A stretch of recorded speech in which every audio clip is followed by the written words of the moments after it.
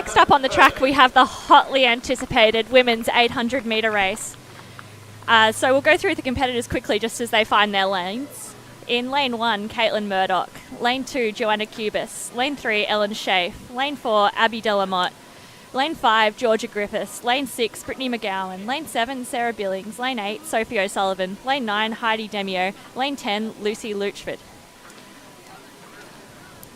Now, almost all of these athletes here ran in the 800 or the 1500 at Milers Club on Tuesday night as well. So we do have some strong performance. Georgia Griffith with a phenomenal performance in 2:02.63. Yeah, and that was a big win for her early in the season over these girls. And she's already got a Commonwealth Games A qualifier to her name. But there's a couple of girls in here in Abby Delamotte, Brittany McGowan. I think that's it. We've got B qualifiers to their name, so they'd definitely love to add their name to the A list, that's for sure. And we have Brittany McGowan as well. Took out Zatopek 10, 1500 metres in 4:14.18. Georgia Griffith as well in that same 1500 with a 4:15.62. So they're all in form. Yeah. So it's going to be a good race here.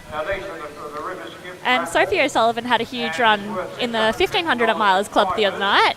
Had a very close finish there for a PB, about 4:28. So please be generous and get a raffle ticket, and Carl will come around in the blue shirt. Look forward to signing up with some person.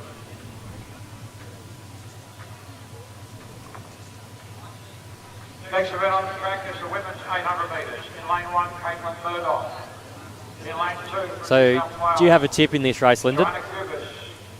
Ooh, well, based on form the other night, you'd go with Georgia as she got that win.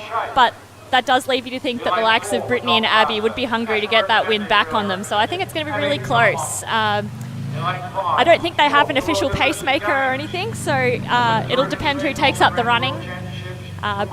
Both Brittany and Georgia often do sit back, whereas Abby is a little more inclined to attack it from the gun. I don't know if that comes from more of your 400 background. But it will be interesting to see who takes it out the first lap.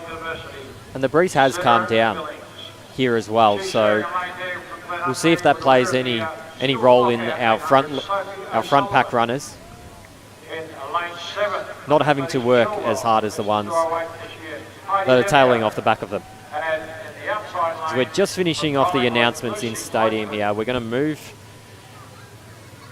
to the starters' hands for this women's 800 metres.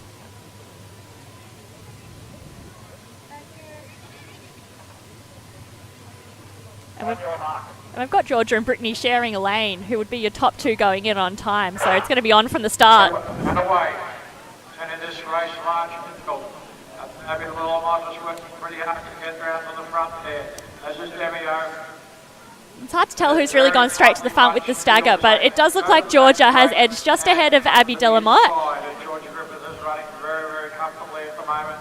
Abby Delamotte sits in behind her. Go past the pole vault. And Georgia really looks like she's flown out the blocks. But Abby has tucked in right behind her. I believe Abby was a late entrant into this race as well after someone else did pull out. So she's going to go for it here, and you can see her as she jumps onto the back of Georgia there that she's not going to let this race slip by. No, she was pretty keen to get a start, and she was very happy on Thursday night when she got the call. But they're all single file and really strung out. As we come down, they're going to get the bell at right on 60 seconds as Georgia and Abby have a bit of a gap back to Britt McGowan and Sarah Billings. And Georgia had a huge year last year, coming fourth at the World Uni Games. She was no easy feat running multiple rounds, but she also ran at the World Championships in London in both the 8 and the 1500. So she's got some huge race experience behind her.